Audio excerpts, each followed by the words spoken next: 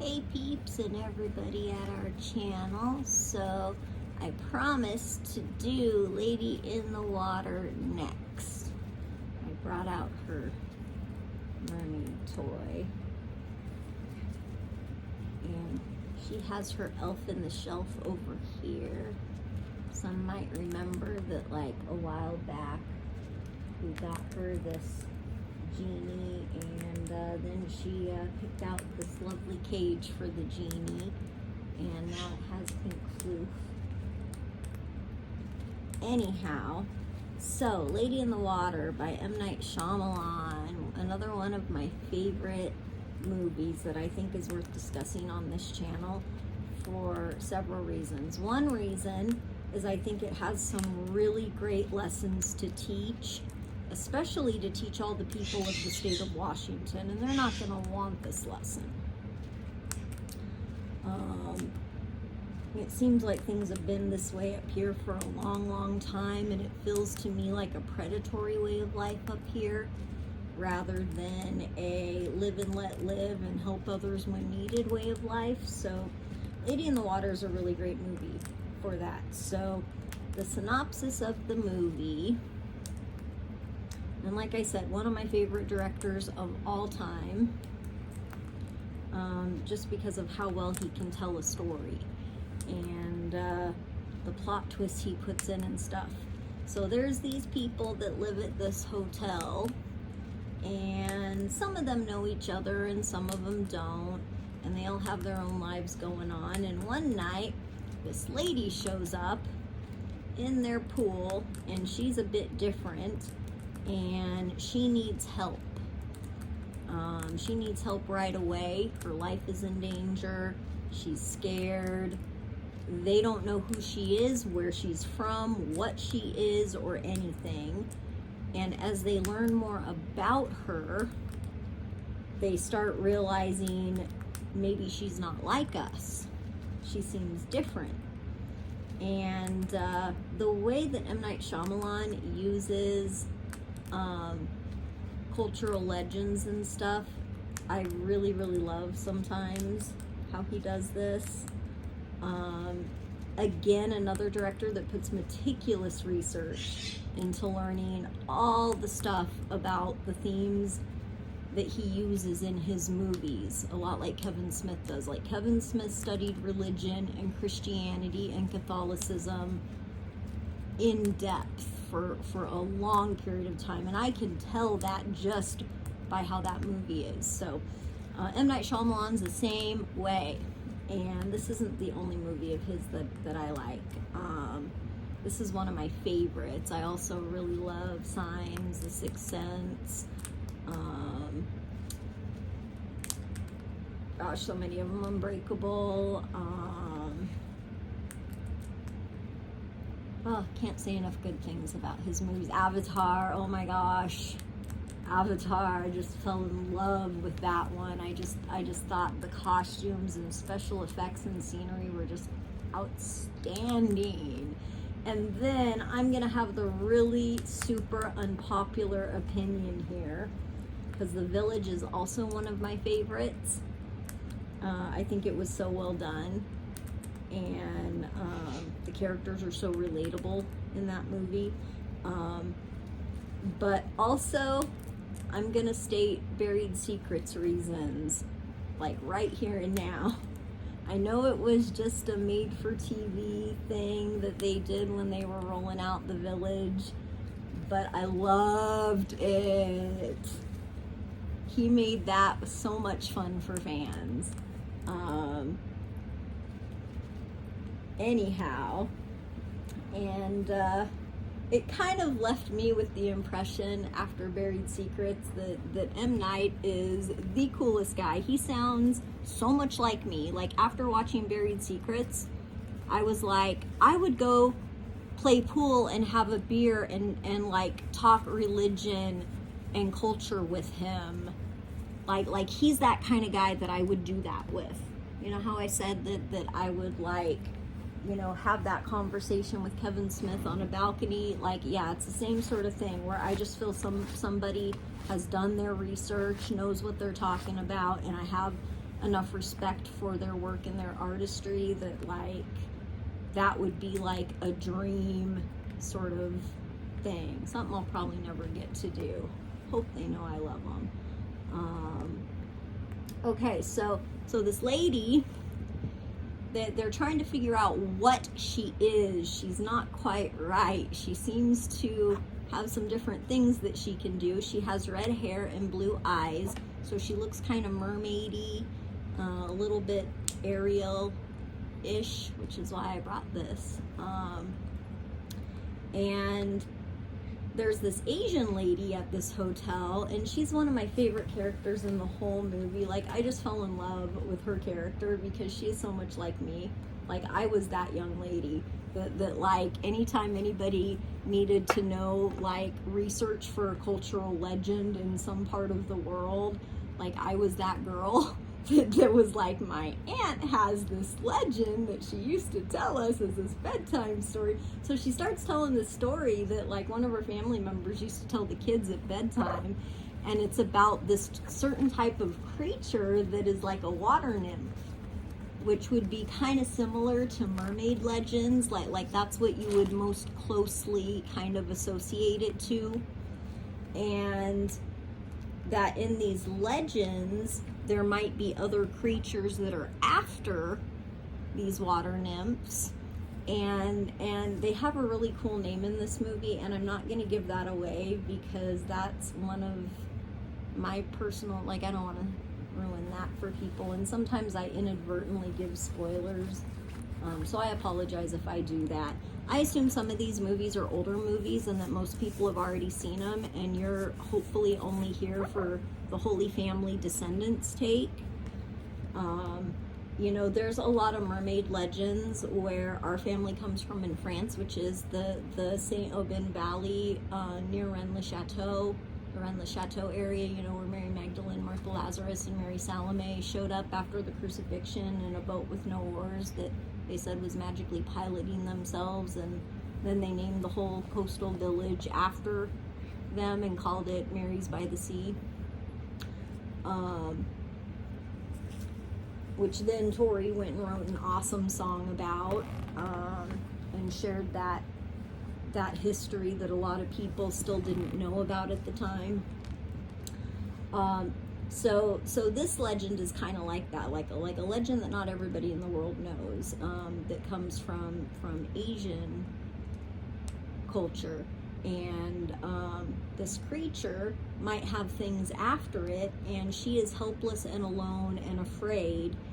And next thing you know, all of these different people, and once again, like I know I said this about Dogma too, that like the way sometimes characters from different walks of life can work together and get along in a movie, I think like the more we can reinforce that in society rather than being separated by our differences, the better. Like when, like people up here aren't like that. Like this community did not work together when it was needed. I needed my life saved. I was this lady, and everybody sat and just tortured her, harassed her, stole her mail, stole her groceries, stole her packages, you know, let pit bulls loose on me. It's just been horrifying up here.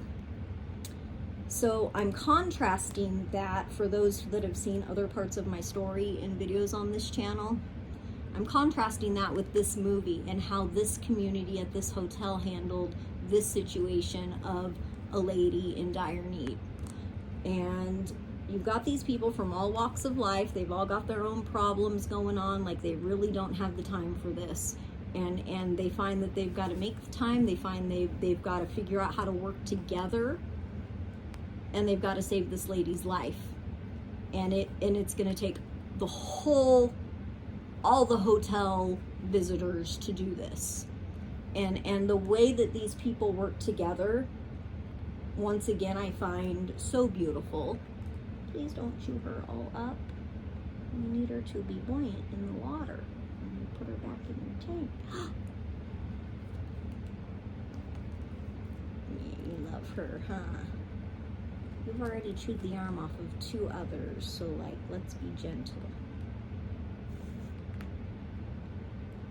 She loves her girly doll stuff.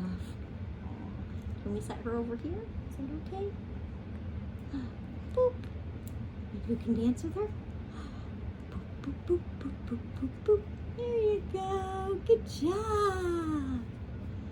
So, next thing you know, all these people are working together. They're still trying to learn about this legend.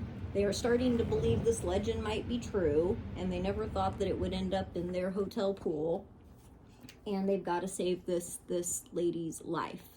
And the character of this lady is just somebody that you are intrigued by, a bit freaked out by, but ultimately kind of fall in love with. You know, she's very mysterious in the beginning. People don't quite know what to think. There's this scene where she's sitting in a shower and she's got to stay wet. And, you know, everybody is just standing around like, what is going on here? And you see these people slowly come to the realization that, like, they're dealing with something completely out of the ordinary, and they are all going to have to figure out how to do that together and work together. And the way these people do this is so beautiful.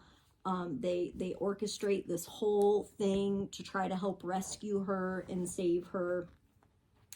And I really felt like it sent a very strong message about communities working together.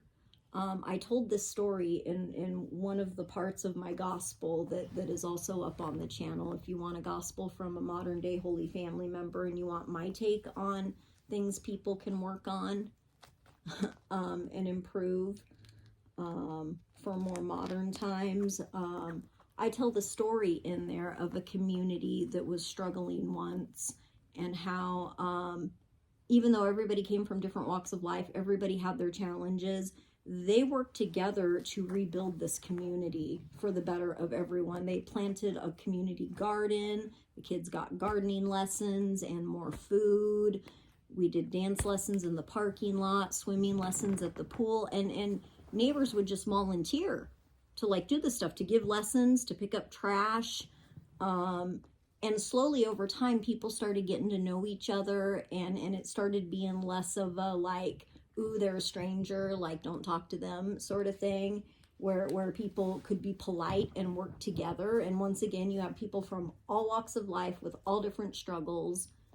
And that was one situation where I saw community improvement because everyone worked together, which contrasted with out here where everybody seems to be trying to cause problems. I feel it's very predatory, like there's a whole group of people. When these types of HOA or property scams go down, there's usually a pattern to these jobs that I've noticed, and it seems like they have approximately about 1,600 of them in the state. And there goes her arm. Oh, well, now you have an armless mermaid again, darn it. So up here, it seems like whenever they're at the tail end of one of those sorts of things, all of the homeless people, and I'm not saying anything bad about homeless people. I know it's a crisis right now, and there's been a lot of people that have struggled with that. I would never, ever minimize that struggle for anyone. But out here, it seems like it drives people to these complexes that might be being more run by alleged criminals than normal people.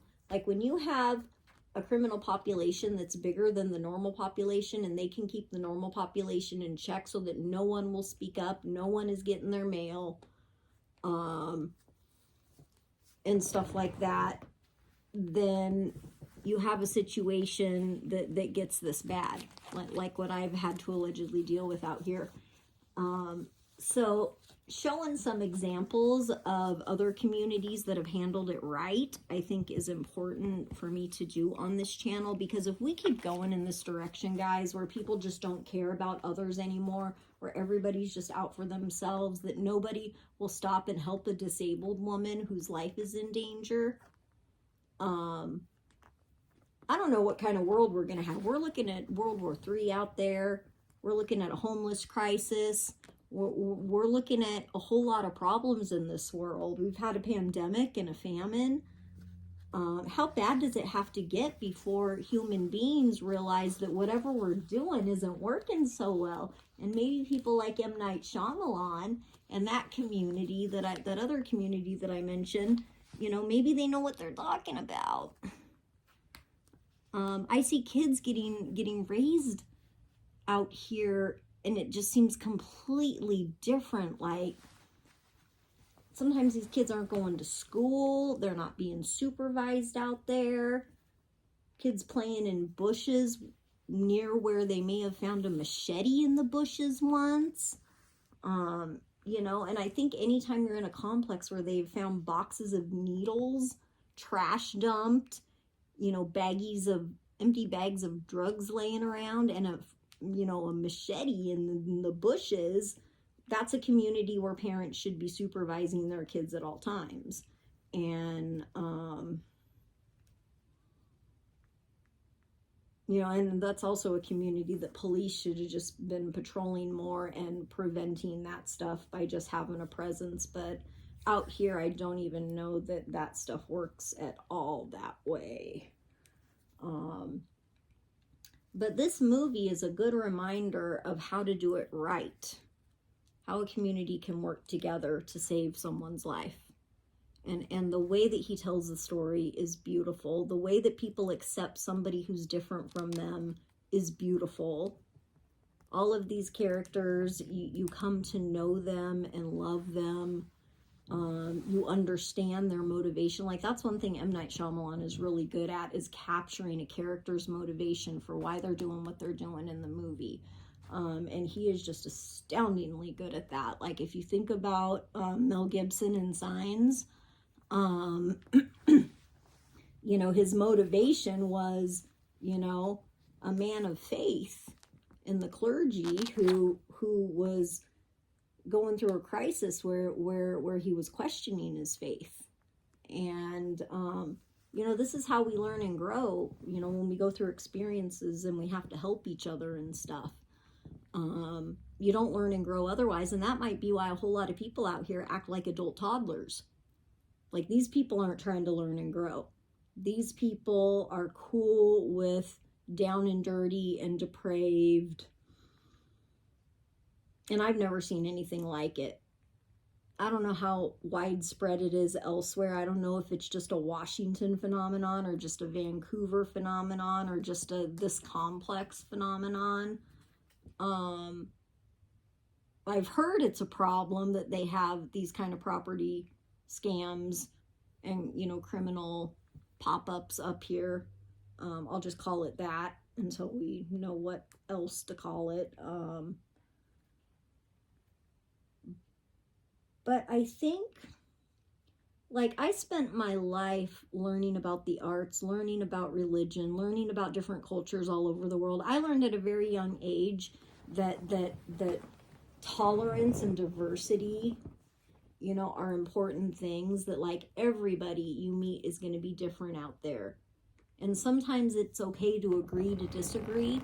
Like sometimes you see people who mostly agree on one topic, and then there's that one thing that they disagree on that topic, and they choose to fight over it rather than say, okay, we agree mostly on everything else.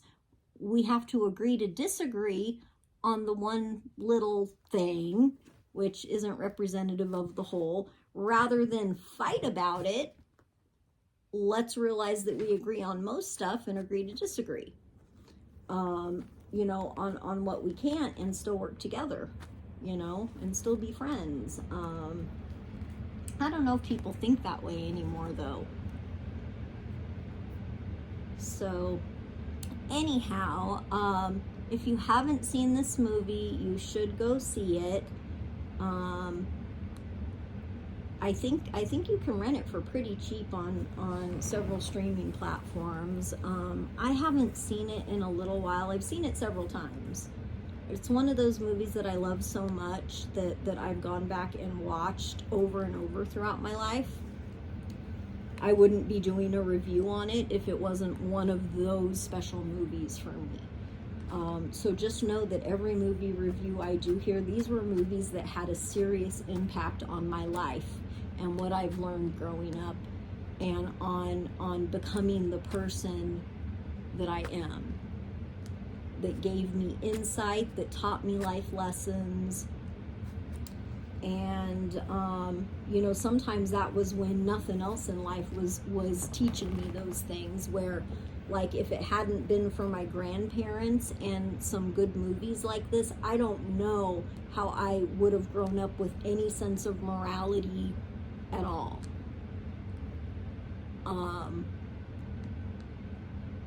It's a miracle that I ended up growing up with morals and values of any kind. Now I feel like there's been moments that I've had here where I felt like, boy, it was sure a waste of time to think having any morals or values in life would get me anywhere, since I've had to live pretty much like a disabled hostage of my family my whole life, and just get used by everyone and never have my own chance, and not be able to finish college, work, get married, have kids. Like, my life has been severely limited. I haven't had a normal life experience like most people. I've been like Gypsy Rose my whole life.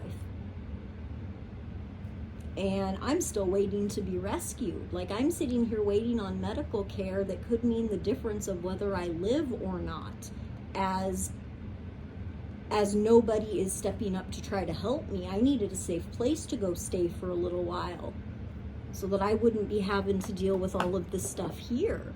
Not one single friend could say, you could come crash with me for a week, you know, or I'll help you get a report filed, or I'll help you get some grocery. Not one person. Certainly not my family either. And I have never felt cruelty quite like I have with this situation. When you've been left to die by everyone that you know,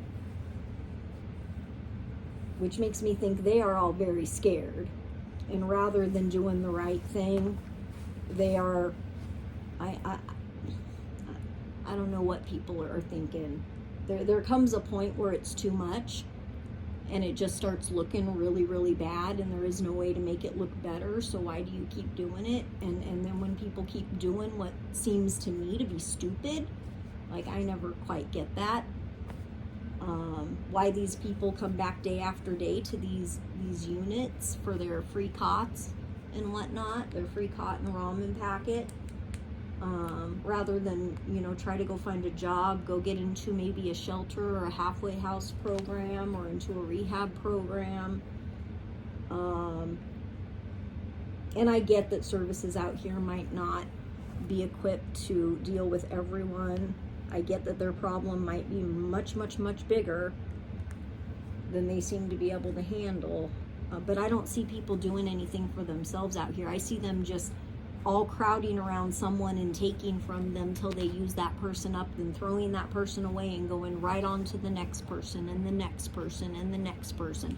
That's not a sustainable way of life. That's a predatory way of life. Before Ryan Woods died, he was really, really into learning about building sustainable communities, and we had some really good talks about that over, like, they used to have a really awesome family game night, and he was such a fun guy. I really, really liked Ryan Woods. He was inspirational. You know, it is a shame that is one other good person up here we won't have anymore. It's like Washington can't handle good people with good ideas.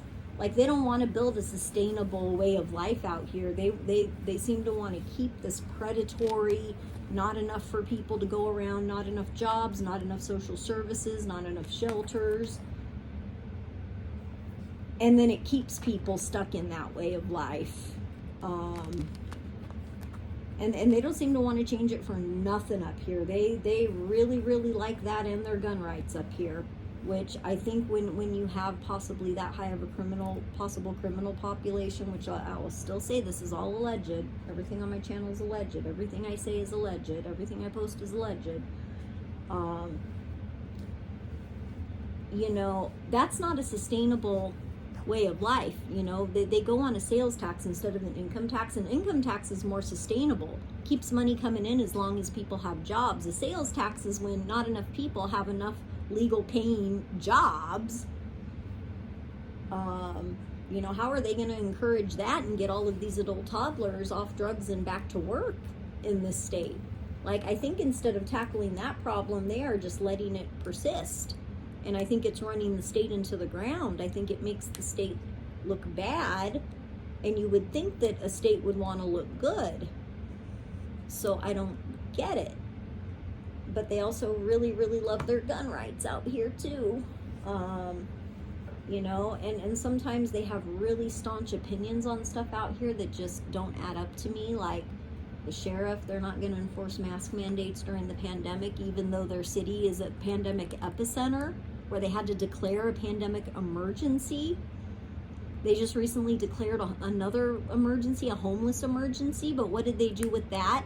Instead of opening more shelters, getting more food boxes out, getting more transitional and halfway programs, getting more rehab programs going, they close all public property to camping, which will force people into complexes like this who will do stuff like that, like what happened to me.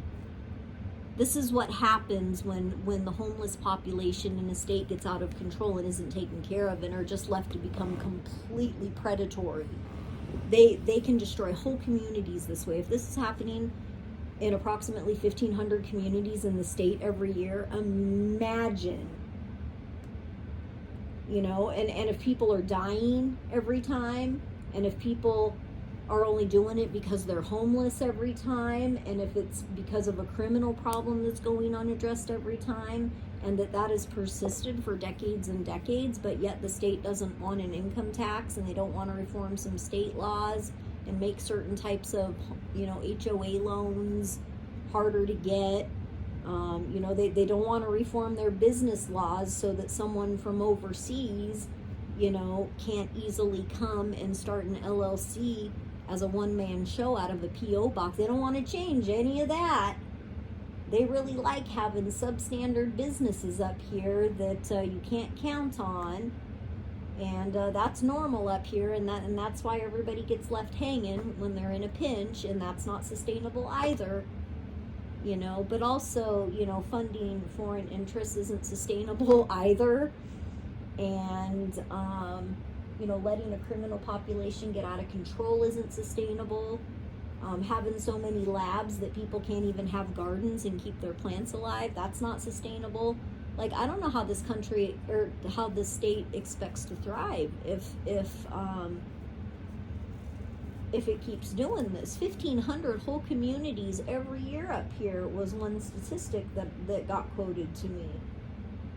That is an unprecedented number of whole communities being destroyed, where the state just is like, what do you want us to do?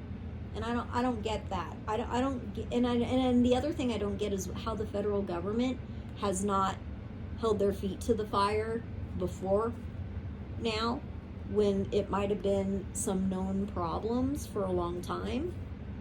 Like I've heard people up here say this is just the way of life up here. I've heard people say that, it's just a predatory way of life, that families tend to lure people up here with assets.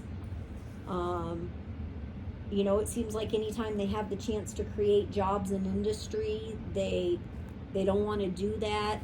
And it's like anytime they have a chance to make any progress, they always seem to make the opposite choice. They've got a pandemic, but then they have the sheriff say they're not going to enforce mask mandates, which makes everyone else think they shouldn't wear masks. Then it spreads worse and more people perish, and they're just cool with that up here.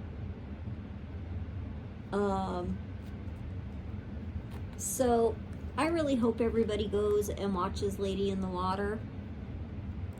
I really hope that it makes people stop and think whether they want sustainable communities that can work together, get along, where it's a normal way of life, versus scraping by, having to perp in local labs for a free cot and a ramen packet just to get by in life because there's not enough jobs, there's not enough shelters, there's not enough food, and the people in charge don't seem to want to do anything about it. You know, so okay, is there anything you want to add about the movie? You thought the preacher lady was pretty. You liked her, remember? Alright, well, if you haven't seen that movie, go see it. It's a great movie for the holidays. It's not a holiday movie, but I think it's a great movie for anything. So, alright.